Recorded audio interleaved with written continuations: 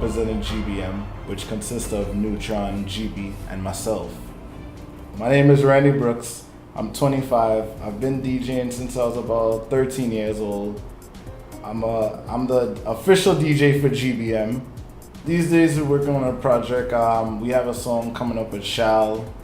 We have a song dropping with Nutron coming up. And we're just getting ready for the carnival season, making sure everything is right and tight, and take this soca game to another level. Well, it starts from Motorbike and Speaker Box, which is by Shal Marshall and Super Jigga TC. And then we have Action, which is by TC. Well, not Jaiga now, that's the name.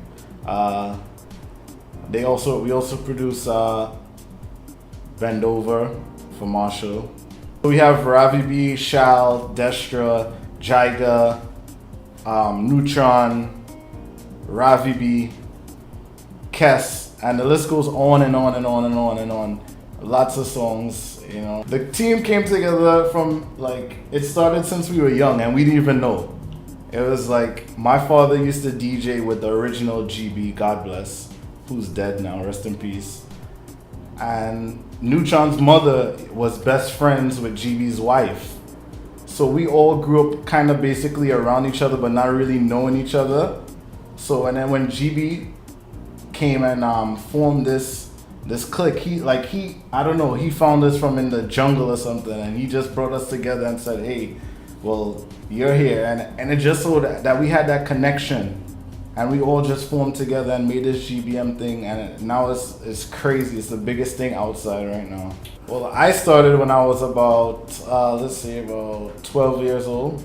I started DJing. My father had records. I used to damage all his records, break all his records. I used to get cussed every weekend, but I kept going at it, and now I'm touring. We're doing a lot of gigs all over the world and stuff like that. Labor Day weekend, Miami Carnival, Grenada, St. Lucia, you know. GBM started about 2010.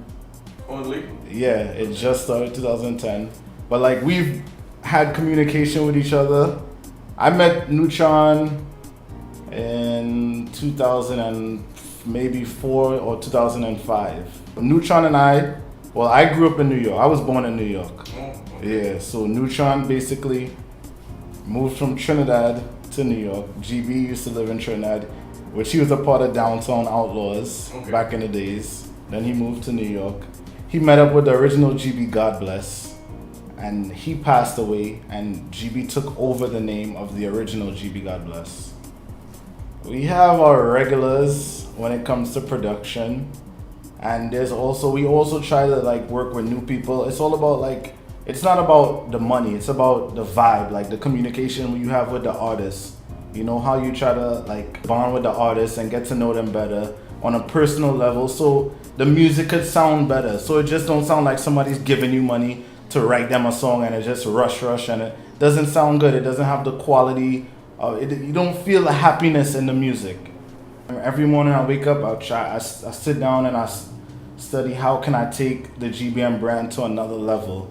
What can I do to take it to another level, to increase the profit also, but to just expand this soca culture to another level, like how Bungie's doing right now. That's what I want to do, but extremely bigger. Well, how they have Tomorrowland, we should be able to have bigger parties than Tomorrowland in Trinidad, in Brooklyn, all over the world, playing only soca music. The best time for GBM is coming to Trinidad and experiencing and hearing your music play on every station in heavy rotation, and getting to enjoy your vibe. Yes, the music that you put out in Carnival, and you hearing it on the road, people blasting it, people selling bootleg CDs with your music. hearing the energy and hearing the vibe that people get when they listen to your music. It happens all over the world. Wherever you go and you just hear your music, you feel accomplished when you hear your music playing and you see different people enjoying your music and throwing their hands in the air, posting about it on Instagram, hashtagging your songs, and it's just a great feeling. Know every word. They know words for every song, every lyric, everything. They know everything about the production team. and who's a part of it, and just the whole vibe, that whole energy is fulfilling. The biggest lesson that I've learned in this music game is that you just gotta build a communication with the artist or whoever you're working with first. Get to know them on the outside before you bring them inside the camp, and you bring them around the situation and just learn the person. You build that vibe with them, you build that connection with them, and you guys can make history. Once you have that bond with that person and nobody could break that bond, you just gotta make sure nobody could break the bond. It has to be a strong bond between producer, artist, or DJ, artist. And once you have that, you have a strong team. Growing up for me, I had a good life. I can't complain. I had my mom, I grew up with my mom and my dad. First, I used to live in Queens when I was younger, then I moved to Brooklyn. And then I met all these Brooklyn people who were Trinidadians. And I started I started getting into the Trinidadian lifestyle. I started learning about certain things. I fell in love with red mango. That was my first thing to fall in love with, was red mango. And something about this culture just pulled me in.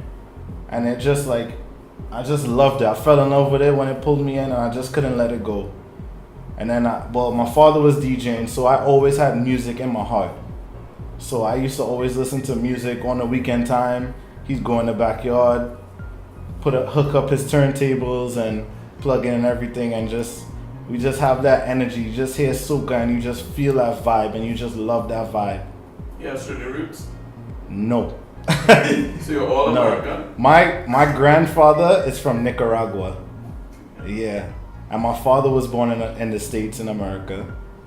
And my mother, she's Trinidadian. She's from South, deep South. The biggest breakthrough was when we first came out with Motorbike and Speaker Box. It took over the Caribbean. It was playing in Jamaica, and all them Jamaicans was like, yo dog, we like that Motorbike and Speaker Box, dog. And, it just went crazy, and we just started getting a lot of recognition, and people started enjoying the vibe. And now that was the first breakthrough. Do you think the world can enjoy soca? Of course, the world will love soca. They will love it. They will love it. And I'm personally trying to push it so the world can hear soca. I want soca to be on everything. I want to be playing in Canada. Well, it's playing in Canada already.